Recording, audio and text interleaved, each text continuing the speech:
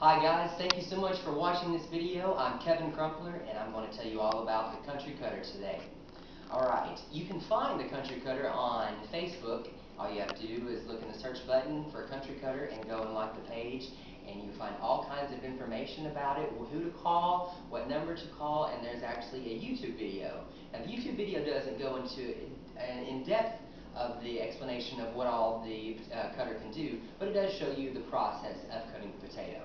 Now, it is mainly known for cutting a potato, but in this one, today I'm going to show you how it cuts a sweet potato, an apple, and a potato. But it also cuts pears, beets, turnips, 3/4 the way of an onion, and maybe a zucchini.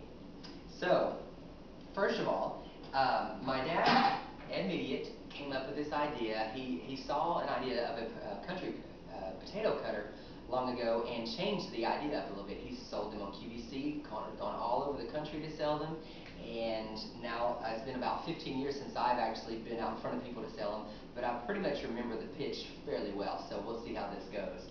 Alright, first of all, we have this block that has a spring on it, and you have this rod that's connected to it. It's just put in through these wood pieces right here. So you pull this down and pull the rod back, and what you put the vegetable or fruit on is this 3-prong right here.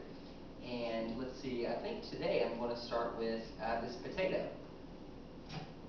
If you noticed before, I actually started cutting a few of them just to get us in the mood. This is what a sweet potato fry does. And apples, it cuts them into little chips like this. Alright, so I'm going to push this block down. Make sure it's good and centered. Now it's pushed into a blade. Now this blade is very, very sharp, so don't get too excited. I know it's really exciting to cut this, but it's really, really intense and very sharp. Okay, so now you hold a little bit of pressure right here, and that way it doesn't slide around, because some surfaces are a little slippier than others. So you want to keep a little pressure, and you start turning, and after about just a few turns, you've got this nice, fast little curl. See how that is nice and clean cut right there? Now a lot of people like to either bake whenever they have parties. You can bake these potatoes, you can fry them, some people put them on the Christmas tree, all kinds of decorations or whatever. I wouldn't suggest putting them on the Christmas tree for too long, because they'll probably go bad after a while. But you just keep going. See how that is a nice and clean, thin curl there? It's like little curly chips that you might see at a carnival or a festival or anything. But this one I think probably cuts it much better.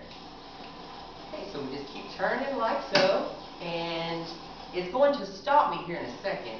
As soon as I hit the block with this rod, it tells me it goes no further.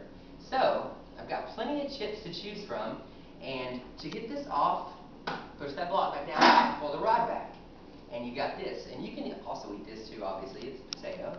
Alright, so we've got those.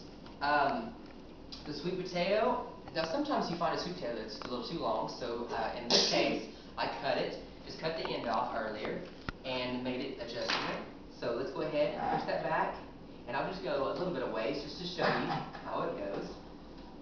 And it's a little wobblier because it's not as rounded, or it's not as in the shape of the potato, but it still cuts just the same.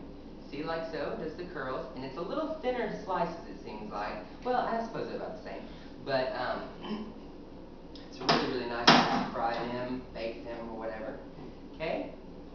Alright, and so I also have the apple. I had already started cutting that on there earlier, and I like to get the thicker part of the apple towards the blade because it has more apple on there. So we'll stab that on there, push that in. See how that has a nice and smooth curl there? Now sometimes these will fall into chips, which is good because that way you can separate the apple chips from the others. So, anyways, it's really, really nice. Now I went ahead and fried with vegetable oil earlier, and tried different kinds of chips. Now, the sweet potato fries, I actually have somebody that's going to try these for us. Autumn, you want to come try some chips? Just come sit right over here. Now, which one would you like to try? Sweet potatoes? Alright. Now, I went ahead and seasoned this sweet potato. Here, we'll get you this top chip right here.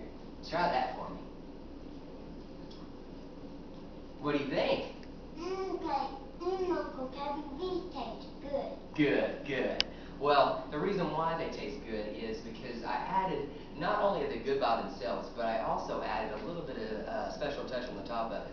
A little bit of cinnamon, a little bit of a hint of nutmeg, and a little bit of sugar. Just put that around there. It's really, really nice.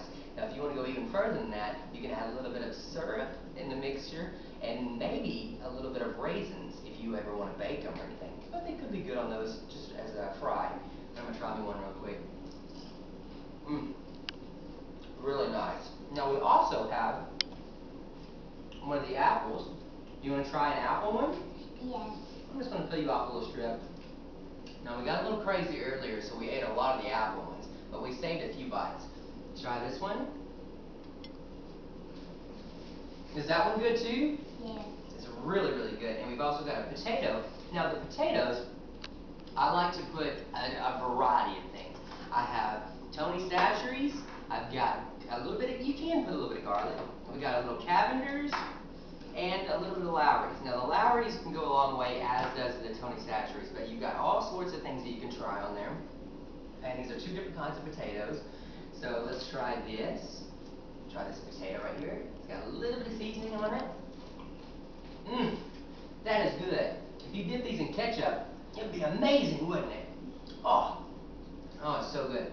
All right. Okay, guys, like I said, go to Facebook, find Country Cutter. My dad, Ed Midyett. Just ask him where you can get one of these amazing gifts. If you forgot about your Father's Day present, this is the thing to get. I'm telling you, it's not, time is just, it's totally on your side if you call tomorrow. 870-862-3311. Call them up, and we'll set you up with a wonderful Country Cutter. Thank you so much. Have a good night.